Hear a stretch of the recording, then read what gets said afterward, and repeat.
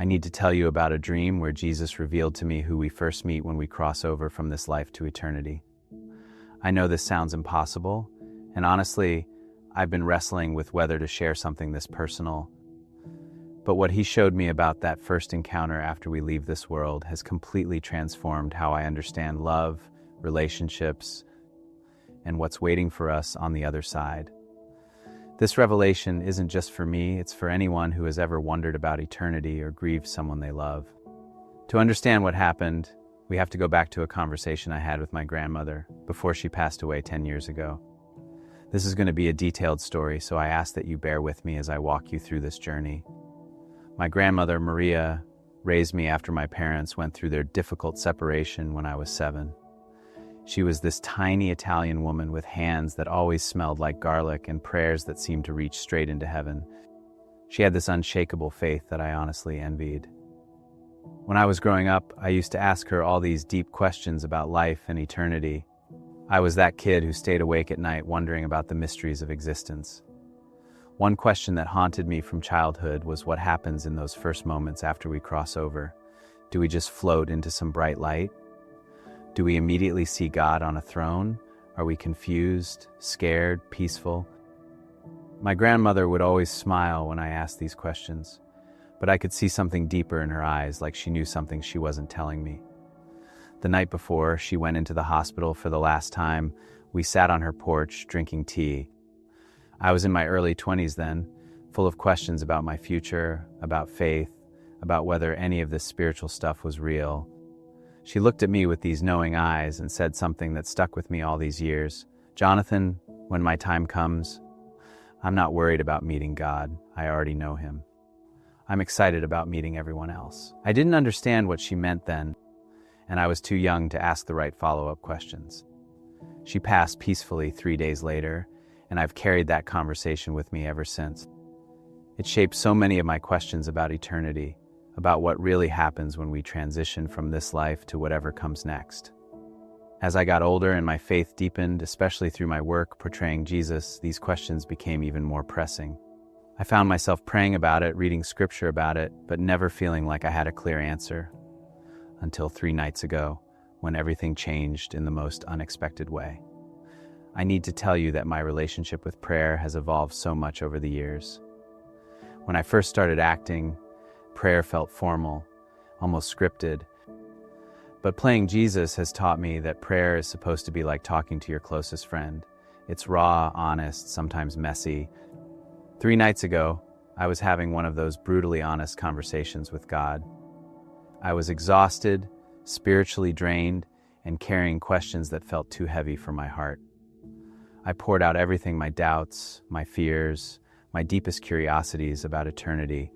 I specifically remember asking Jesus about my grandmother's words that night. I said, "Lord, what did she mean about being excited to meet everyone else? Who do we actually encounter first when we cross over? Is it really just a bright light, or is there something more personal, more relational waiting for us?" I wasn't expecting an immediate answer. Usually when I pray about deep mysteries like this, I expect to wait weeks or months for any kind of clarity. But something was different that night. The air in my room felt charged with anticipation. As I drifted off to sleep, I felt this unusual peace wash over me. It wasn't just tiredness, it was like being wrapped in the most comfortable blanket of love and safety I'd ever experienced. My last conscious thought was a simple prayer: "Jesus, help me understand what you want me to know about eternity." I fell asleep with that prayer on my lips, having no idea that I was about to receive the most profound answer I could have imagined. The dream that followed wasn't like any dream I'd ever had before. The first thing I remember is finding myself in this place that wasn't quite earthly but wasn't quite heavenly either. Imagine the most peaceful moment you've ever experienced, maybe watching a sunset that took your breath away, or holding someone you love in perfect silence, and multiply that feeling by 1,000. There was this soft, warm light everywhere, but it wasn't coming from any source I could identify. It was like the light itself was alive, pulsing gently with love and welcome. I felt completely safe, completely known, completely accepted. And then I saw him. Jesus appeared before me, and I immediately knew this wasn't just my imagination or wishful thinking. This was real in a way that transcended normal dreaming. He looked at me with such tenderness, such complete understanding, that I felt tears streaming down my face. But they weren't tears of sadness, they were tears of recognition, like my soul was saying, "Yes, this is home." He smiled at me, and in that smile I saw every prayer he'd ever heard from me, every doubt he'd walked through with me, every moment he'd been present when I felt alone. The first words he spoke to me were, "Jonathan, you've been carrying questions that are too heavy for your heart to hold alone." His voice was exactly what you'd expect, strong but gentle, authoritative but intimate. I remember nodding, because it was true. I had been carrying these questions about eternity, about suffering, about the meaning of life, like stones in my chest. He continued, "I know you've wondered about those first moments after someone leaves their earthly body. I know you've carried your grandmother's words all these years, trying to understand what she meant." He gestured for me to walk with him, and we began moving through this incredible landscape that kept shifting and changing. Sometimes it looked like the rolling hills of Galilee, sometimes like a garden more beautiful than anything I'd seen on earth, sometimes like places that don't exist in our physical world but felt more real than anything I'd ever experienced. As we walked, he began to answer the question that had been burning in my heart for over a decade. The first encounter after transitioning from Earth, he said, is not what most people expect. Now, we're in the 5th season of The Chosen, and I've been blessed to portray Jesus for several years now. We're even preparing to film season 6 soon. But I want you to know that nothing, absolutely nothing I've learned from studying scripture or researching for that role prepared me for the intimacy and clarity of this conversation. This wasn't the Jesus I portray on screen. This was the real Jesus, speaking to me as personally as he speaks to you, answering questions that scholars have debated for centuries with the simplicity and authority that only truth itself can provide. Before I continue, I'd love to know where you're watching from and what time it is where you are. Drop a comment below and let me know you're here with me on this journey. Back to what I was saying, he looked at me with this expression of deep compassion and said, "Most people think they'll first encounter me, or my Father, or perhaps an angel at the gates of heaven. But that's not how love works, Jonathan. Love is personal. Love is relational. Love knows exactly what each soul needs in their moment of greatest transition." I was hanging on every word, feeling like I was receiving information that would change how I understood everything about eternity, about relationships, about the very nature of God's heart for his children. He looked at me with this expression of deep compassion and said, "Most people think they'll first encounter me, or my Father, or perhaps an angel at the gates of heaven. But that's not how love works, Jonathan. Love is personal. Love is relational. Love knows exactly what each soul needs in their moment of greatest transition." I was hanging on every word, feeling like I was receiving information that would change how I understood everything about eternity, about relationships, about the very nature of God's heart for his children. He continued, "The first person someone encounters after leaving their earthly body is the person they need to see most in that moment. For some, it might be a parent who went before them. For others, it might be a child they lost too soon. For many, it's the person who first showed them unconditional love on earth." As he spoke these words, I felt this incredible wave of emotion. I thought about my grandmother, about all the people I've lost over the years, about everyone who has wondered about these same questions. But here's what's beautiful about this truth. Jesus continued, his eyes lighting up with joy. This first encounter isn't random. It's not based on who happened to be available or who arrived in heaven most recently. It's divinely orchestrated by the Father's perfect love and intimate knowledge of each person's heart. He paused, letting this sink in, and I could feel the weight of how personal and intentional God's love really is. This wasn't a bureaucratic system or a one-size-fits-all approach to eternity. I found myself thinking about all the people watching who have lost loved ones, who have wondered if they'll ever see them again, who have carried grief and questions about what happens after we leave this world. Jesus seemed to sense exactly what I was thinking because he said, "This is why I want you to share this message, Jonathan." There are so many people carrying unnecessary fear about that transition, wondering if they'll be alone or confused or scared. But love, perfect love, has already prepared the most beautiful welcome they could imagine. He explained it like this: when a child falls and gets hurt, they don't run to just any adult for comfort. They run to the person who makes them feel most safe, most loved, most understood. The transition from earth to eternity is similar. My Father, in his perfect wisdom and love, ensures that each person is greeted by the soul who can best help them understand that they are safe, they are home, they are infinitely loved. The more he explained, the more I understood why my grandmother had been so peaceful about her approaching transition. As we continued walking through this indescribable landscape, I could feel my heart expanding with hope and wonder. This wasn't just information, this was revelation that was healing parts of my soul I didn't even know were wounded. I thought about every funeral I'd attended, every person who had grieved the loss of someone precious. Every time I'd wondered if love really does transcend the boundaries between this world and the next. Jesus was showing me that love doesn't just transcend those boundaries. Love designs the very experience of crossing them. Then Jesus said something that made me understand why this encounter was happening now, in this season of my life. Jonathan, you've been preparing for this conversation through every role you've played, every prayer you've prayed, every question you've carried. This isn't random timing.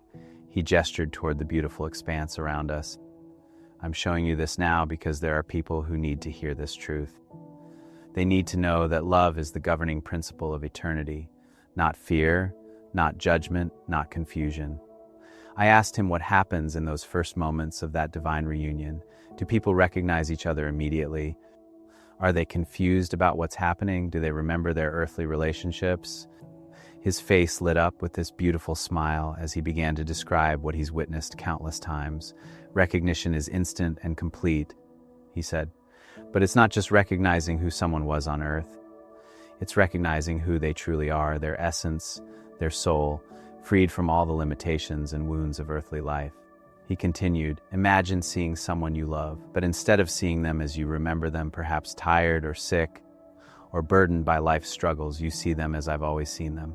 You see their beauty, their light, their true self that was sometimes hidden by pain or fear or the weight of living in a broken world. As he spoke, I could almost see it happening, these moments of recognition that go so much deeper than physical appearance, straight to the core of who someone really is. But here's what's even more beautiful, Jesus added, his voice filled with wonder. In that moment of recognition, both souls understand something they might not have fully grasped on earth, how deeply they were loved, how much their relationship mattered, how every act of kindness they showed each other was actually a reflection of my love flowing through them. I felt tears welling up as I realized how many people go through life not fully understanding the eternal significance of their love for others. I asked him about people who had complicated relationships on earth, those who lost touch, who had unresolved conflicts, who never got the chance to say goodbye properly. His expression became incredibly tender. Earthly limitations don't exist in eternity, Jonathan. Misunderstandings that seemed so important on earth dissolve in the presence of perfect truth. Words that were never spoken are suddenly understood. Love that was hidden by pride or fear or circumstance shines clearly. He paused. Forgiveness isn't just possible, it's instantaneous when you see each other through eyes of eternal love. As we walked deeper into this realm of indescribable beauty, Jesus began to show me what these reunions actually look like. I witnessed soul after soul arriving from earth, and each one was greeted by exactly the person their heart needed to see most. I saw a young woman being embraced by an older woman who radiated maternal love. I saw a man being welcomed by someone who must have been his closest friend, both of them laughing with pure joy. I saw children running into the arms of grandparents, their faces glowing with recognition and delight. Notice, Jesus said softly, how natural this all feels to them. There's no confusion, no fear, no wondering where they are or what's happening. Love has prepared the way, and love is greeting them home. I watched in awe as each reunion unfolded with such perfect timing, such intimate personalization. It was clear that these weren't chance encounters or random assignments. Every detail had been lovingly orchestrated by someone who knew each person's heart completely. I asked Jesus about people who felt unloved on earth, who didn't have close relationships, who might have lived isolated lives. His face filled with such compassion as he answered, "No soul is without love, Jonathan, even if they didn't recognize it on earth. Sometimes the person who greets them is someone who loved them from a distance, a teacher who saw their potential, a neighbor who prayed for them, even someone they helped without realizing it. Love creates connections that transcend what we can see with earthly eyes." He showed me one particular reunion that took my breath away. A man who had lived what appeared to be a lonely life was being embraced by a woman whose face shone with maternal love. Jesus explained, "That's his elementary school teacher. She prayed for him every day for 30 years, never knowing what happened to him after he left her classroom. Her love reached across decades and circumstances to be here for his homecoming." I realized that love creates bonds we might never be aware of, connections that matter more than we could ever imagine. This is why relationships matter so much. Jesus continued, "Every act of love, every moment of genuine care, every prayer offered for someone else creates these eternal connections. People think earthly relationships are temporary, but love, true love, transcends the boundaries between earth and eternity. What they build in love here continues in ways more beautiful than they can imagine." I thought about every relationship in my own life, every person who had shown me kindness, every prayer I'd prayed for others. As I watched these beautiful reunions continue to unfold around us, I understood something profound about the nature of God's love. He doesn't welcome us home with distance or formality. He welcomes us through the people we've loved and who have loved us. "My love is personal," Jesus said, as if reading my thoughts. "It's relational, it's intimate. I could greet every soul myself, but love recognizes that coming home is sweetest when you're welcomed by those who know your heart." Jesus then began to explain something that completely shifted my understanding of heaven and eternity. People often think of heaven as a place where they'll spend eternity worshiping at a throne, but heaven is so much more than that. It's a realm of perfect relationship, where love flows freely in every direction, where every soul is fully known and fully accepted, where the connections formed in love on earth bloom into something infinitely more beautiful. His words painted a picture of eternity that was warm, relational, and deeply personal. "The first reunion is just the beginning," he continued, his voice filled with excitement. "Once someone has been welcomed home by the person they needed to see most, they're introduced to the full community of love that has been waiting for them. Grandparents who passed before they were born, friends from every season of their life, even people who loved them in ways they never knew about on earth. I could see it unfolding, these expanding circles of love and connection, each soul being embraced by a community that had been prepared specifically for them. I asked him about the timing of these reunions. Does someone who lived a long life on earth meet people who have been in eternity for decades? How does time work in this realm? Jesus smiled at my very human questions about divine mysteries. Time, as you understand it, doesn't exist here, Jonathan. A soul who arrived in eternity 50 Earth years ago experiences it as if they just arrived. Love exists outside of time, so reunions happen in perfect timing that has nothing to do with earthly chronology. He continued, "Think of it like this. When you love someone deeply, time seems to stop when you're with them, and it seems endless when you're apart. In eternity, that stopping of time is permanent. Every reunion happens at exactly the right moment, and every moment together feels both like an instant and like forever." This explanation helped me understand why my grandmother hadn't been worried about waiting for our reunion in God's realm. Waiting doesn't feel like waiting when love is the dimension you're living in. As we continued our walk, Jesus began to show me how these initial reunions affect the entire community of heaven. When someone comes home, he explained, it's not just personal joy for those directly involved. Every soul in eternity celebrates because love has been completed. Another story has reached its beautiful conclusion. Another member of the family has arrived safely home. I watched as waves of joy rippled through this incredible realm every time a new soul was welcomed by their loved one. This is why earthly loss is so hard, Jesus said gently. Love was designed for togetherness, for connection, for relationship. When someone you love transitions from earth, part of your heart goes with them. But Here's what's beautiful, that part of your heart isn't lost. It's here, being cared for, being nurtured, being prepared for the moment when you'll be reunited and whole again. His words brought healing to parts of my heart that had ached with loss for years. I thought about all the people watching who are carrying grief, who miss someone so much it physically hurts, who wonder if their love for someone who has passed away still matters. Jesus seemed to sense exactly what I was thinking. Tell them that their love is not wasted, their grief is not meaningless, and their longing for reunion is actually a preview of what's coming. That ache in their heart is love stretching across dimensions, maintaining connection until the distance is closed forever. He then showed me something that brought me to tears, the preparation that happens for each person's homecoming.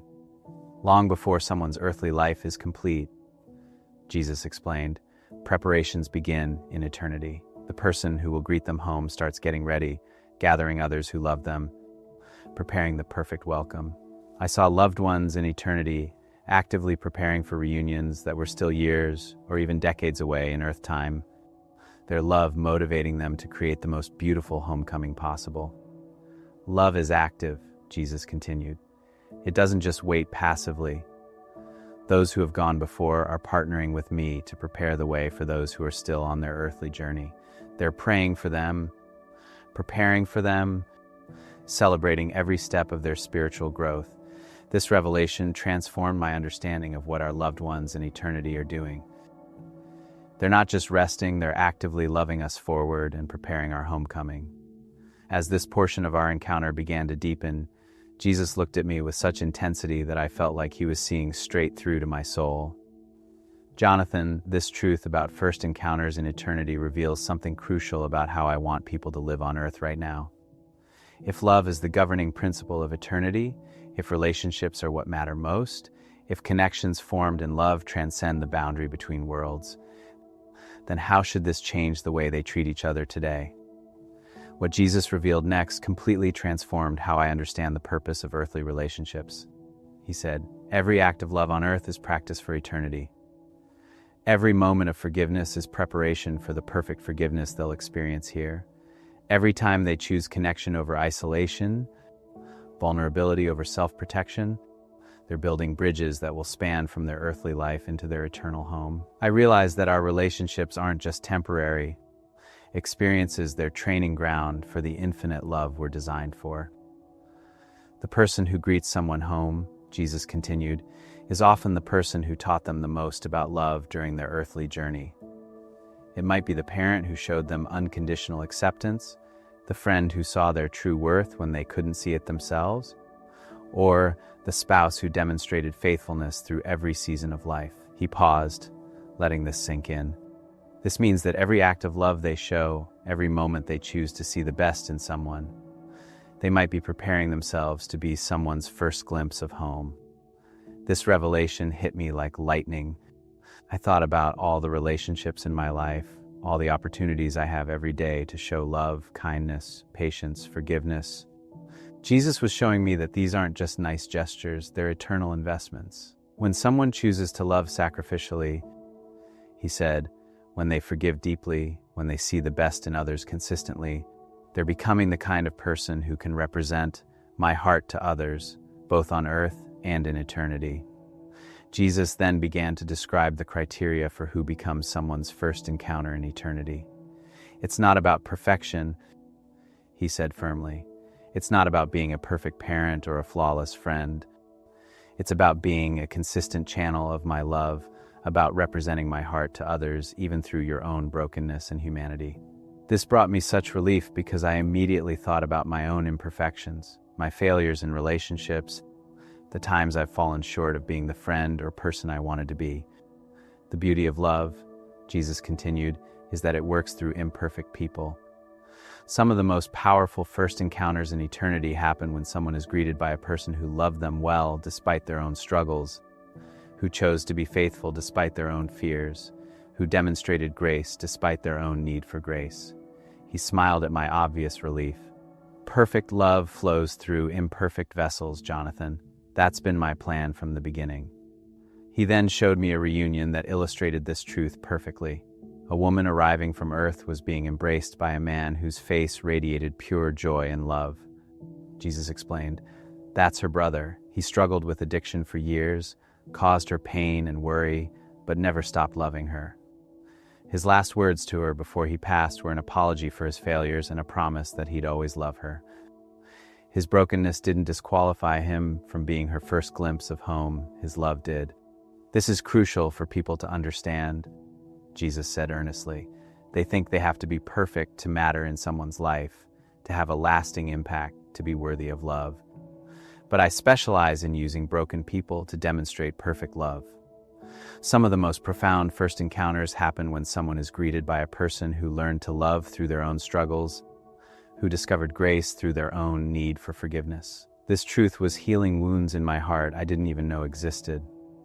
Jesus continued to reveal the beautiful complexity of how these first encounters are chosen. Sometimes, he said, the person who greets someone home is someone they helped without realizing it. A kind word spoken to a stranger, a moment of encouragement given to someone who was struggling, a prayer offered for someone in need. These acts of love create bonds that surprise people when they discover them in eternity. I thought about all the small interactions we have every day, wondering how many might have eternal significance we're completely unaware of. Love notices what others miss, Jesus explained. While someone might focus on their failures or regrets, love remembers the moment they comforted a crying child, the time they helped someone who couldn't help them back, the prayer they whispered for someone they barely knew. These moments of pure love, given without expectation of return, create some of the most beautiful first encounters in eternity. I realize that God's accounting system is completely different from ours. He remembers love when we've forgotten it ourselves. As we walk through this realm where love seemed to be the very atmosphere we were breathing, Jesus began to explain how these first encounters serve a specific purpose in someone's transition to eternity. The person who greets them home, he said, serves as a bridge between their earthly experience and their eternal reality. They help the newly arrived soul understand that death isn't an ending, it's a transformation, a graduation into fuller life. Think about it, Jesus continued. If someone were greeted by a being they didn't recognize, even if that being was an angel or a saint, there might be confusion or fear. But when they're embraced by someone whose love they know, someone who speaks to their heart in familiar tones, the transition feels natural, safe, like coming home after a long journey. This made perfect sense, God's wisdom in designing eternity around relationship rather than hierarchy or formality. Jesus then revealed something that brought tears to my eyes. The first words spoken in these reunions are always words of love, affirmation, and welcome. Never judgment, never disappointment, never correction. Always, "I've been waiting for you, I've missed you.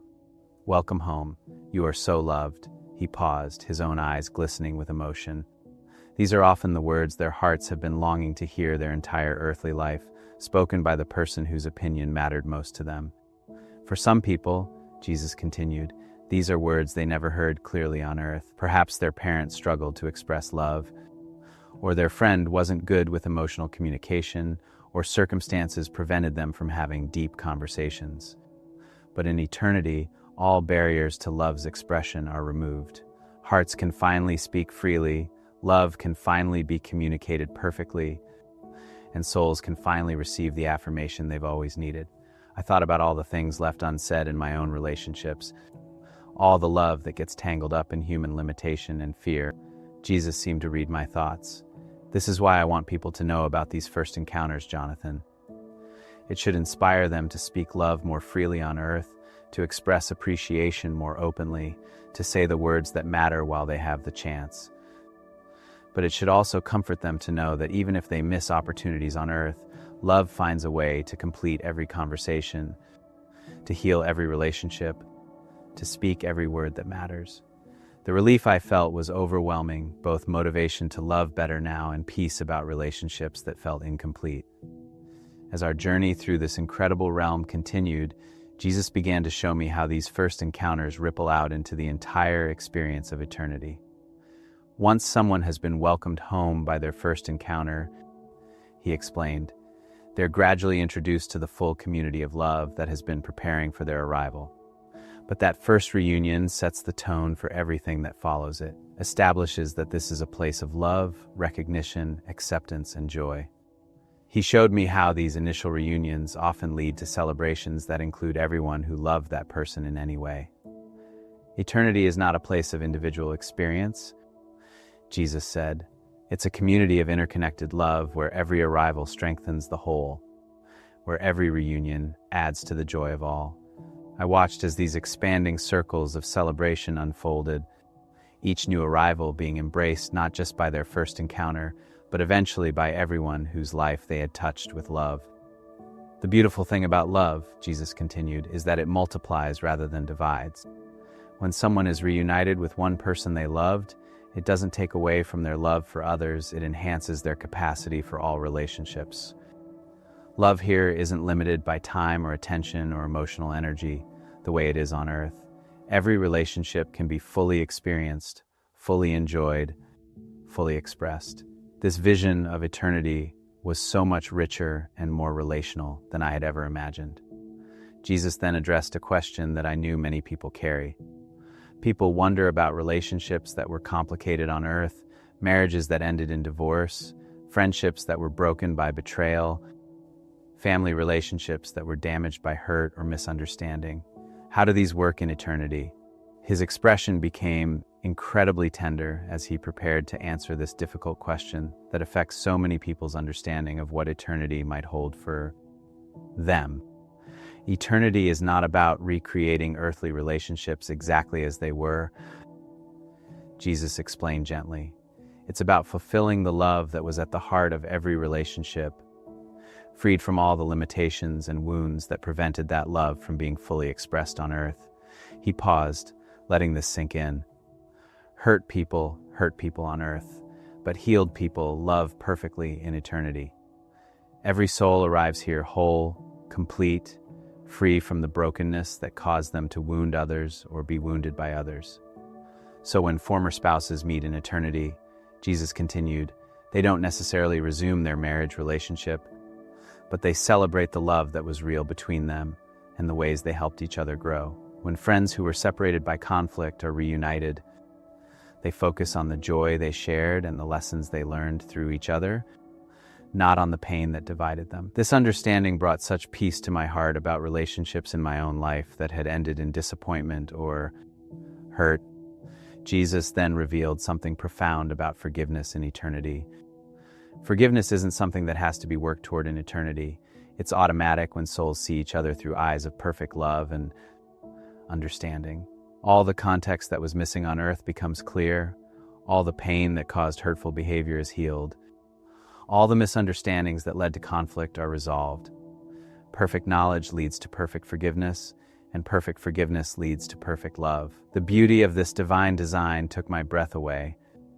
This is why earthly forgiveness is so important, Jesus continued. It's practice for this perfect forgiveness. Every time someone chooses to forgive on earth, even when it's difficult, even when the other person doesn't deserve it, even when the hurt runs deep, they're developing the capacity for the perfect love that exists in eternity. They're becoming more like their eternal selves. I realize that forgiveness isn't just about healing earthly relationships, it's about preparing our hearts for the fullness of love we're designed for. As Jesus continued to unveil these mysteries of eternity, he began to explain how knowledge works in this realm. On earth, people make decisions based on partial information, limited perspective, and wounded hearts.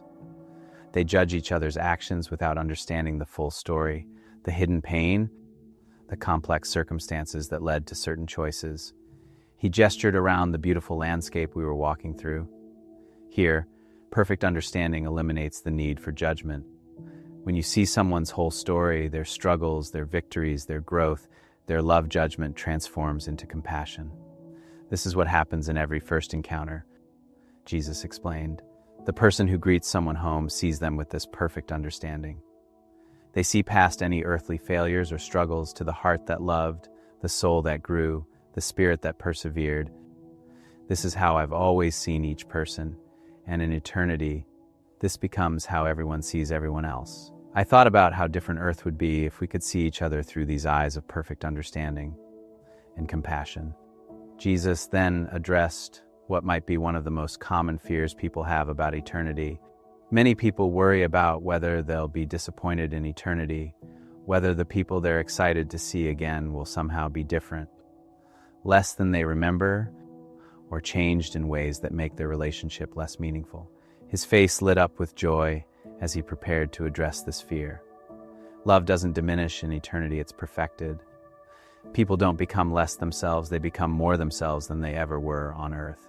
When someone encounters their loved one in that first reunion, Jesus continued, they recognize them instantly because their essence, their core self, their spirit, is exactly who they always were, just freed from all the limitations, fears, wounds, and struggles that sometimes mask their true self on earth. He showed me another reunion as he spoke, and I could see exactly what he meant. The people embracing were unmistakably themselves, but glowing with a vitality and authenticity that was breathtaking. The shy person becomes confidently loving. The angry person becomes passionately joyful. The fearful person becomes courageously faithful. The broken person becomes beautifully whole. Jesus' words painted a picture of transformation that preserved identity while perfecting character. They don't become different people, they become the people they always had the potential to be, the people I always saw them as, the people they glimpsed in their best moments on earth. As we continued through this incredible revelation, Jesus began to explain how these first encounters prepare people for their eternal purpose. Every soul has a unique role in the community of eternity, he said, and their first encounter begins to help them understand what that role might be. I watched as newly arrived souls were not only embraced with love, but also gently introduced to the idea that their journey was continuing, not ending. The person who greets them home often becomes their guide into their eternal purpose, Jesus explained. If they were greeted by someone who taught them about compassion on earth, they might discover their eternal calling involves comforting others. If they were welcomed by someone who showed them courage, they might find themselves helping other new arrivals overcome fear. Love recognizes love, and similar hearts often work together in eternity just as they did on earth. This vision of eternity as an active, purposeful community rather than just an endless rest was inspiring beyond words. As this incredible teaching portion of our encounter began to transition, Jesus looked at me with an expression of profound love mixed with gentle urgency. Jonathan, everything I've shown you about first encounters in eternity points to one crucial truth that I need people to understand right now, while they're still living their earthly lives. He paused, and I could feel the weight of what he was about to say. The way they love others today is preparing someone's homecoming tomorrow. Every act of genuine love, every moment of authentic care, every choice to see the best in someone might be preparing them to be someone's first glimpse of home. Then something happened that I'll never forget as long as I live. Jesus' expression suddenly changed, becoming incredibly tender, almost vulnerable. He said, "Jonathan, there's something I need to show you personally. Something that will help you understand why you were chosen to carry this message." Before I could ask what he meant, the landscape around us began to shift, and suddenly I found myself in a place I recognized my grandmother's kitchen from when I was a child. But this wasn't just a memory or a vision. My grandmother was there, looking exactly as I remembered her, but somehow more vibrant, more alive, more herself than she'd ever been on earth. When she saw me, her face lit up with such pure joy that I immediately started crying. She rushed toward me with her arms open, and when she embraced me, I felt like that 7-year-old boy again who used to run to her whenever I was scared or hurt or confused about life. "Nana," I whispered, using the name I'd called her as a child.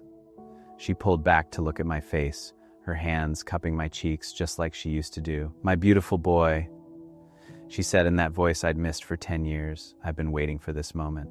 Her eyes were sparkling with tears of joy, and I could see in them all the love she'd ever had for me, magnified and perfected. "I've been watching you, praying for you, so proud of how you're using your gifts to share his love." I couldn't stop the tears from flowing. All the grief I'd carried since her passing, all the times I'd wished I could talk to her one more time, all the questions I'd wanted to ask her, all the things I'd wanted to tell her, everything came pouring out. "Nana, I've missed you so much. There have been so many times I needed your wisdom, your prayers, your hugs. I felt so lost without you sometimes. She just held me tighter, letting me release years of stored-up longing. "Oh, my sweet boy," she said, her voice thick with emotion. "I never left you. I've been right there with you through every struggle, every triumph, every moment you felt alone. When you got the role of Jesus, I was there celebrating. When you doubted whether you were worthy of portraying him, I was there praying for your confidence. When you questioned your faith, I was there asking God to reveal himself to you in new ways. Love doesn't end just because bodies do." And Jesus, who had been quietly watching this reunion, stepped closer and said gently, "Jonathan, your grandmother has been preparing for this moment since the day she arrived here. She knew that one day you would need this encounter, this confirmation that love truly transcends every boundary." My grandmother nodded, wiping tears from her eyes. "I asked Jesus if I could be part of delivering this message to you. I wanted you to know from my own lips that everything he's shown you about first encounters is true." She took my hands in hers, and I could feel the familiar calluses from all her years of cooking and caring for our family. "Jonathan, when my time came to leave Earth, I wasn't afraid because I knew I was going to love, and I was right. The moment I opened my eyes here, I was surrounded by everyone who had ever loved me, my parents, my husband, friends I'd lost over the years. But do you know what the most beautiful part was?" I shook my head, hanging on every word. "The most beautiful part was realizing that I was going to be part of welcoming others home. That my love, the love I'd given you and your family, was going to be used to comfort other souls making this transition. Every prayer I prayed for you, every meal I made with love, every time I held you when you were scared, all of that prepared my heart to be a greeter, a comfort giver, a reflection of God's love to others arriving in eternity. Her words were healing parts of my soul I didn't even know were broken." Jesus spoke up again, his voice filled with gentle authority. "This is what I need people to understand, Jonathan.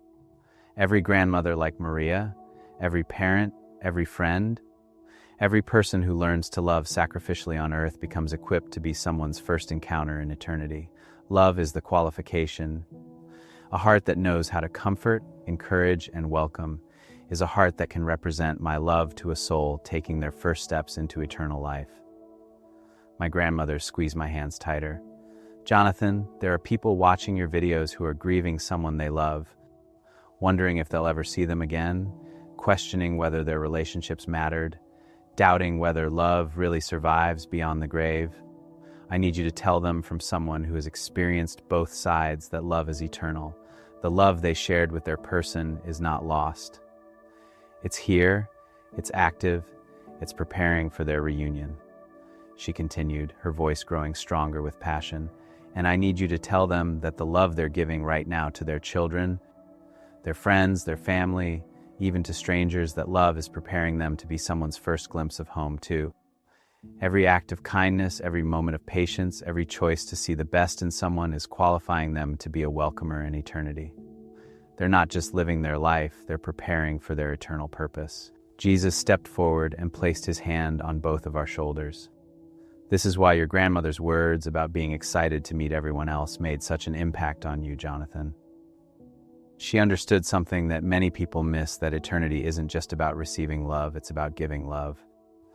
It's not just about being welcomed home, it's about becoming someone who welcomes others home. Love is circular, eternal, always flowing from one heart to another." My grandmother looked at me with such intensity that I knew she was about to say something crucial.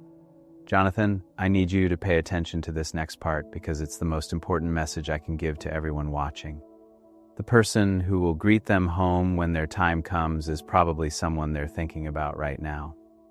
It's probably someone whose love shaped them, whose memory brings them comfort, whose influence made them a better person. That relationship they're remembering with such fondness, that's not just a beautiful memory, that's a preview of their homecoming." She continued, tears streaming down her face with joy. "But here's what's even more beautiful, they might also be that person for someone else. Someone in their life right now, someone they're loving well, someone they're showing kindness to, someone they're praying for, they might be that person's first encounter in eternity. The love they're giving today might be the love that welcomes someone else home tomorrow. Every relationship is potentially eternal, every act of love potentially world-changing. Jesus' voice joined my grandmother's in perfect harmony. This is why I came to Earth, Jonathan, to show people that love is the point of everything. Love between parents and children, love between spouses, love between friends, love between strangers who show each other kindness. Every expression of genuine love on earth is a reflection of my heart, and every reflection of my heart becomes part of the eternal community of love that welcomes souls home. My grandmother pulled me into another embrace, and I could feel decades of love pouring into me, all the prayers she'd prayed, all the meals she'd made, all the stories she'd told, all the comfort she'd given. But more than that, I could feel her joy about her current purpose in eternity, her excitement about being part of God's welcoming committee for souls making the transition from earth. I'm not just resting here, Jonathan. I'm working, serving, loving in ways more fulfilling than anything I ever experienced on earth. Tell them, she said urgently, that their loved ones who have gone before aren't just waiting passively for them to arrive. We're actively participating in God's plan of love. We're praying for those still on earth. We're preparing for reunions. We're learning how to love even more perfectly so we can be the best possible welcome for the souls who will need us. Eternity is not retirement from love, it's graduation into perfect love.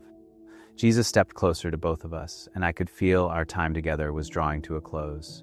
Jonathan, what you've experienced here today, this reunion with your grandmother, this understanding of how first encounters work in eternity, this is available to every person who opens their heart to love. Not just when they reach eternity, but right now, in their earthly life. Love creates connections that transcend time, space, and even the boundary between life and afterlife. My grandmother kissed my forehead, just like she used to do when I was little. Jonathan, when you go back and share this message, remember that you're not just telling people about eternity, you're giving them permission to believe that their love matters infinitely more than they realize. You're helping them understand that every relationship has eternal significance, every act of kindness has eternal impact, every choice to love has eternal consequences. She paused, looking at me with such deep love and pride, and tell them that when their time comes to make the transition from earth to eternity, they don't need to be afraid. Love is waiting for them, someone who knows their heart, someone who understands their journey, someone who has been prepared by God Himself to be their first glimpse of home. That person is ready and waiting, with arms open wide and a heart full of joy. Jesus took my hand, and my grandmother took the other, and together we stood in that sacred space between earth and eternity. This message isn't just information, Jonathan, Jesus said softly. It's invitation. I'm inviting everyone who hears this to live differently, love more freely, forgive more quickly, appreciate more deeply.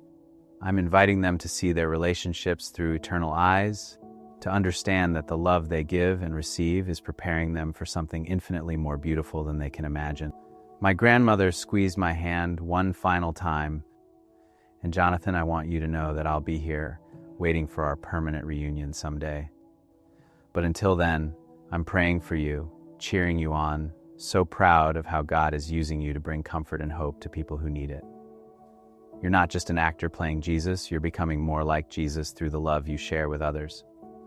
As this incredible encounter began to fade, Jesus looked directly at me with such love and authority that His words seemed to imprint themselves on my very soul. Jonathan, go back and tell them what you've seen. Tell them that love is eternal, that relationships matter infinitely, that their first encounter in eternity will be with someone who loves them deeply. But most importantly, tell them to love well right now, because the love they give today is preparing tomorrow's homecomings. The last thing I remember from this divine encounter was my grandmother's voice, filled with joy and hope, saying, "Tell them I said that every goodbye on earth is just see you later, from heaven's perspective. Tell them their loved ones are not lost, we're just home ahead of them, getting everything ready for the most beautiful reunion they can imagine." And then I woke up. But this wasn't like waking up from a regular dream where the details fade quickly. Every word, every emotion, every revelation was crystal clear. I lay in my bed for hours, overwhelmed by the weight and beauty of what I'd experienced. I knew without a doubt that this message wasn't just for me, it was for everyone who has ever wondered about eternity, everyone who has ever grieved someone they love, everyone who has ever questioned whether their relationships really matter. So, here's what I want you to know, and I want you to really hear this. When your time comes to transition from this world to the next, you will not be alone, you will not be confused, and you will not be afraid. The person who loves you most, who understands your heart best, who has been prepared by God Himself to be your welcome home, that person will be there with arms open wide. This isn't speculation or wishful thinking. This is the promise Jesus gave me to share with you. But more than that, I want you to understand that the love you're giving right now matters infinitely more than you realize.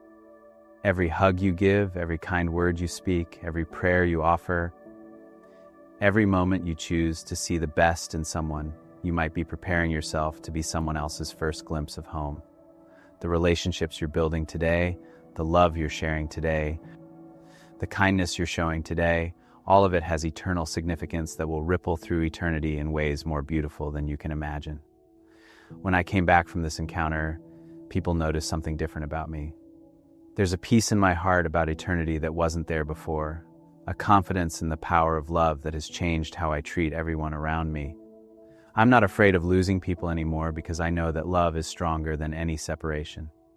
I'm not worried about whether my relationships matter because I know they're preparing for eternity. Every person I meet, I see as someone I might encounter again in the most beautiful context imaginable. Before I end this video, I want to pray for you because I know Jesus would want me to. Father, I thank you for every person watching this right now. I thank you that their love matters, that their relationships have eternal significance, that they are being prepared for the most beautiful homecoming imaginable.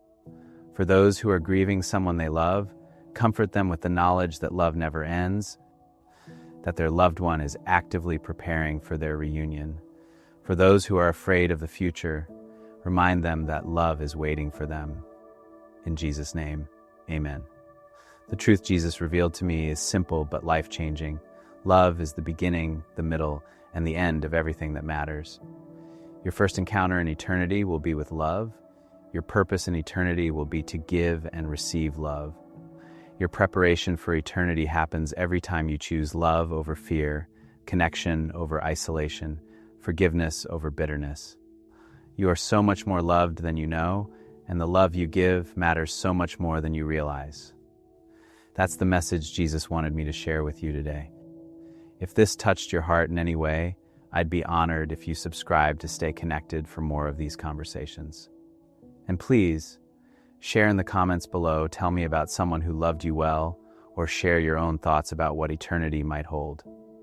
Your story matters, and I'd love